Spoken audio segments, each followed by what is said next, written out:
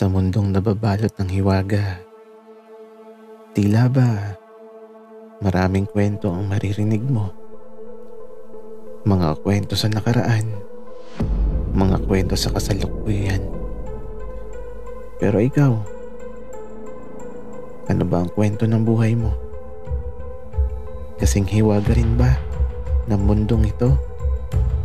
O kasing tamis ng pulot pukiyutan na mahirap matagpuan, subalit sulit kapag iyong natikman?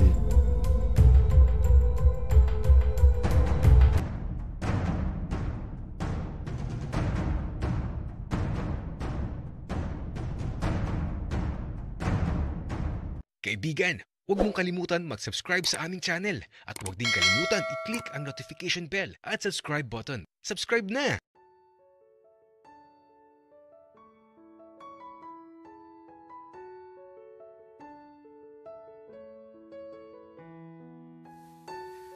Napansin kong nagbago bigla si Dave. Simula nang umuwi kami dito sa lugar na kinalakihan ng Kuya William niya. Madalas na siyang tulala na tila ba may malalim na iniisip. Madalas na nag-aalala ako sa ikinikilos niya. At higit sa lahat, nakikita ko ang kalungkutan sa kanyang mga mata. Marahil dahil sa nakaraan, si Ben lang naman ang pwedeng maging dahilan ng lahat ng kalungkutan ni Dave. Pero di ako papayag na muli niyang saktan si Dave. Mula nang saktan niya si Dave, ako nang umalalay at nagpangiti sa taong iniwan niya. Ginawa ko ang lahat. Maibalik lang ang dating sigla ni Dave. Tapos ngayon, bigla na lang siyang babalik para ano? Para bawiin si Dave? Hindi ako papayag. Ipaglalaban ko ang alam kong akin.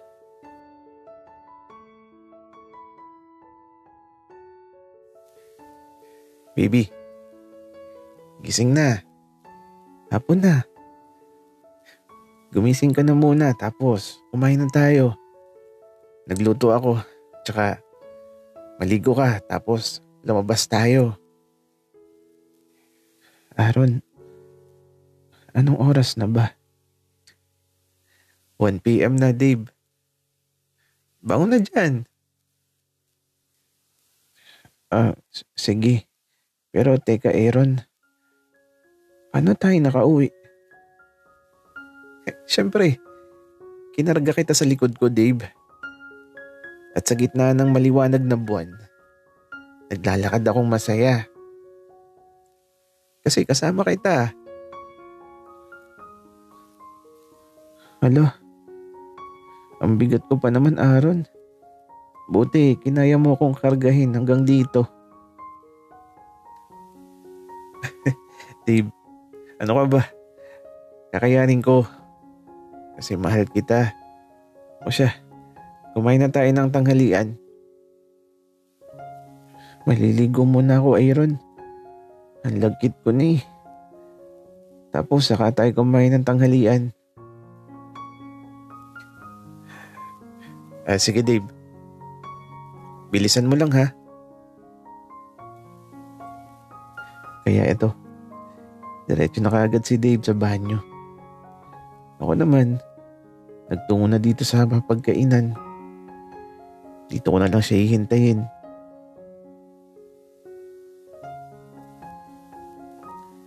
Masaya naman ako na magkasama kami. Pero hindi maaalis sa isip ko ang mga salitang sinabi ni Dave habang karga ko siya sa likuran ko kagabi.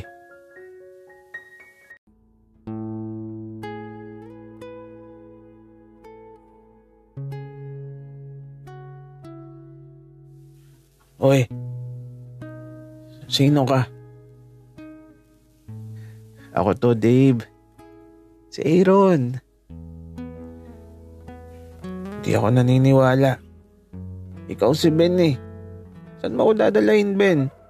Ikaw na-miss mo ako kaya itinantakas mo ako.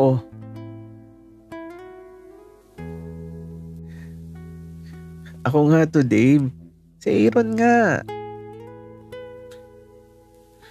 Ewan ko sa'yo, Ben. Kunwari bang ikaw si Aaron. Alam mo, galit ako sa'yo, Ben. Kasi iniwan mo na lang ako bigla. Di mo naman lang ako pinakinggan. Tapos ngayon, itatakas mo ako kay Aaron. Bahala ka, Ben. Kapag nalaman ni Aaron na tinakas mo ako, bubugbugin ka nun. Mahal ako nun eh. Ibaba mo na ako, Ben. Uuwi na ako. Ayoko na sa'yo. Iniwan mo ako. Pero, bakit mo pala ako iniwan? Alam mo namang mahal kita. Pero ngayon, hindi na. Kasi may mahal na akong iba. Si Aaron na ang mahal ko. Lasing na lasing si Dave. Ang hirap makipagtalo sa kanya. Na kahit sabihin kong ako si Aaron, pinipilit niya na ako si Ben. Ben, alam mo, akala ko di na kita makikita. Pero na-miss kita kaya lang may jowa ka na. Sino ba yun? Pangit naman nung pinalit mo. Pero Ben, alam mo, sa totoo lang, miss na kita. Gusto nga kitang yakapin eh. Lalo na nung tinitigan mo yung mga mata ko kanina. Ben, bakit ngayon ka lang bumalik? Halos gumuho ang mundo ko nung iniwan mo ko. Tapos bigla ka na lang magpapakita. Kung kailang bumubuo na ulit ako ng mga pangarap ko. Ang sakit-sakit na nakikita kita pero di ko magawang hawakan ka. Lapitan ka. Kasi natatakot ako. Natatakot ako na malamang iba na yung nilalaman ng puso mo, Ben. Dave, lasing ka na. Matulog ka na. Ako nang bahala sa'yo.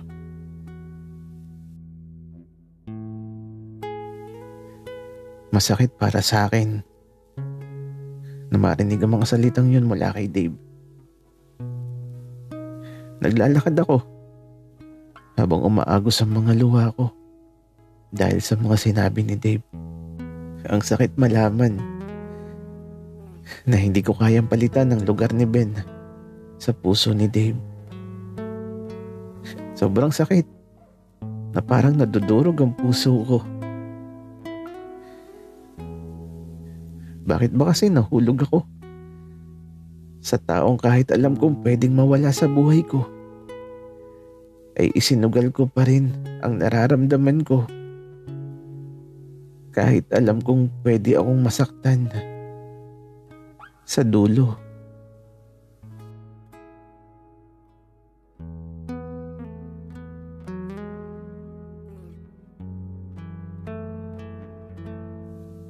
Hoy, Aaron, naiyak ka ba? Gagi, di Bakit naman ako iyak, Dave? Napuwing lang ako. Umangin kasi ng malakas. Napasukan ng alikabukang mga mata ko.